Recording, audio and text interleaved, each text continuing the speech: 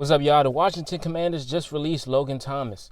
And, we all feel like that's going to be a huge hole in the tight end position, and it is. But wait to the end, and I'll tell you exactly who and what we should do and how we're going to fix this problem. And first of all, let me talk to y'all about the fact that, Logan Thomas, he was great while he was here. He did a decent amount of work, even though what he had an ACL tear that hindered him in I forget what year it is, but besides that year, he's been very productive in the other 2 years. So I think we got the best that we could out of him, even though he's about to be, I believe, 33.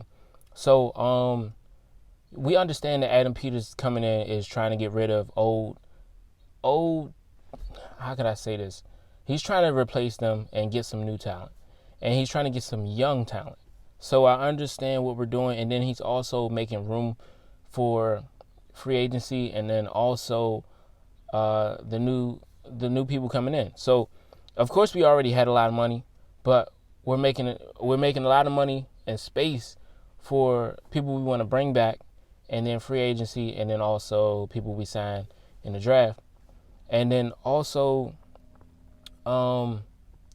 the thing we got to think about is the fact that we were paying Logan Thomas $24 million for 3 years. So on the average of like $8 million a year, right? And when you think about that, you're like, wow, that's a lot of money. It really is.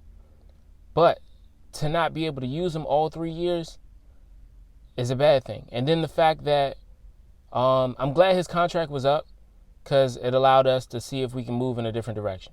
Because we have young talent. We have Cole Turner. We have John Bates. And they did great last season. But, we looked to Logan Thomas because of Eric Bieniemy felt like Logan Thomas, and I'm assuming Ron Rivera as well, felt like Logan Thomas understood the style of play, and then his connection with Sam Howell was great. So they allowed him to continue to start and be the starter. So with that being said, if we were paying Logan Thomas $8 million on average every year for 3 years, think about who we could have been paying. And he was old. Imagine if we could find someone that could fit that. And of course, I was saying like, all right, it's a few tight ends that are in the free agency market right now. And one of those being Noah Fant, another one being Mike Gesicki, Giannu Smith, and then it was another player, I can't remember his name, but out of all those players right there, I felt like Noah Fant would be perfect. One, because he wouldn't be a lot of money. Two, because he's a great catcher. He's a great blocker. He's heavy, and he's tall. He's like 6'5", and I think we need that on our offense, and I think he's a great asset to have. And then the fact that you won't have to spend so much, because he hasn't been to the Pro Bowl, so he won't be like, say for instance, like a Dalvin Cook. You bring Dalvin Cook in, he will want what he wants, because he's been a 1,000-yard rusher for many years. He's been to the Pro Bowl, but when you don't have those things, you can't ask for those things. And the last contract he was in was with the Seahawks, and the Seahawks was paying him $3 million a year. So us being able to get him right now would be a perfect time. And I think his last contract he was in for 4 years, and I think he was getting $12 million altogether. So if we can, round that up and give my man at least we can give him like 4. We can give him 4 if he's looking for it. We don't know what the market is, but to secure him, knowing that we need a tight end, I would definitely go 4 or 5. I would want to give him $4 to $5 million a year. And seeing as though he's going to be like 27 by the time the season starts and start up, so he'll be 27. We can probably get a good 3 to 4 out of him, and I would definitely want to put him on a 3 to 4 year contract and give him $4 to $5 million. I think that is a person that is very established, and he's fast. First of all, He's very fast for a tight end. And, not only is this an available free agency player, he's also a player that came out of the first round. When he came out into the league, he was in the first round. He was, like, I believe, the 20th pick. And the fact that he hasn't fallen off since he came out of the draft, he's only gone up and just, at the same time been on the same level. I feel like I have a lot of trust in Noah. And the fact that Noah hasn't had 1,000 yards receiving, he hasn't went to the Pro Bowl, I feel as though you can, in some instances, lowball him.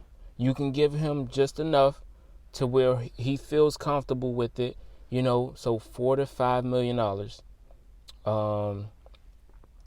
and on a 3 to 4 year contract. And I say 4 to 5 just to get him, because in free agency it's a lot of teams trying to get you, and I think that's something that's going to secure him and really get him in the free agency portal. And then also, if you compare him and Logan Thomas last season, they were pretty much the same. Only difference is Noah Fant wasn't able to get a touchdown last season, whereas Logan Thomas got 4 touchdowns. But in another comparison, you can say that Logan Thomas fumbled 2 times, and those were crucial fumbles. I can tell you that every time he fumbled, they were crucial to the game. And Logan Thomas Noah Fant didn't fumble at all last season. And I think from what I've seen, he was targeted, from where he was targeted to what he completed, it was only a 10 difference. 10 target difference to 10 completions difference. 10 attempts. I'm saying it all wrong, but you get what I'm saying. But it was only 10 passes that he didn't complete. And sometimes that could have been from the quarterback throwing it out of bounds. Geno probably throwing it out of bounds, or throwing it close to him, or throwing it too low, too high. But for the most part, only 10, that's a beautiful player I want on my team. And to be able to lowball him when I was going to be paying, if we went with Logan Thomas again, Logan Thomas was going to either have to take a pay cut, or we were going to continue to pay him at the same rate. And I know he wasn't going to try free agency, because I don't see anybody going after Logan Thomas, seeing as though he's about to be 33 years old. But it's happened before. But I feel as though, but when you at that age, and you at that age bracket, and you haven't been super successful like Travis Kelce or George Kittle, you're not going to get that $75 million. You're not going to get that range. You're not going to be in that range. You're going to be in the prove it year. You're going to be, basically, you're looked at as, okay, we have nobody else to get, and you're the only talent we can get, and you're old, and we're just going to have to do what we can. And this is how much we're going to give you. But if Logan Thomas had came back, I'm already sure and positive that we would have had to restructure his contract. He wouldn't have been able to get $8 million. I don't see that happening with Adam Peters. So if Adam Peters was there, they probably would have try to cut it in half, maybe. I don't know. But Noah Fant is a person we should go get. We should go get Noah Fant right now. We should go get him. Send him a contract immediately. I feel like this is going to work. I think we'll have a person right there. We'll have an A1 day one starter. And then we'll have Cole Turner and John Bates right there in the backup. And we'll definitely feel confident in those two being there. And then whoever else we bring in the draft.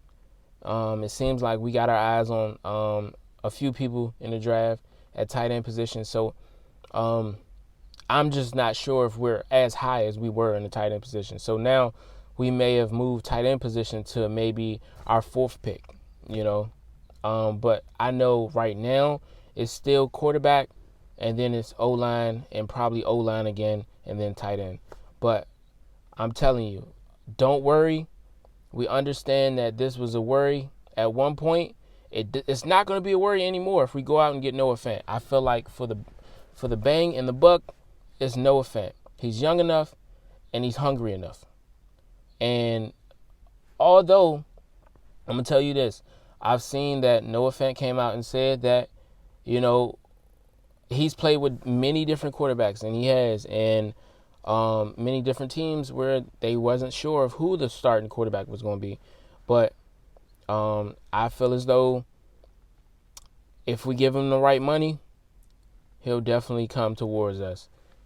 Even though we're not set in stone on who our quarterback is going to be just yet, but I feel like he would be great to be there. And I think he could definitely get up to 800 yards if he come over there with us. Yeah, man. I'm out.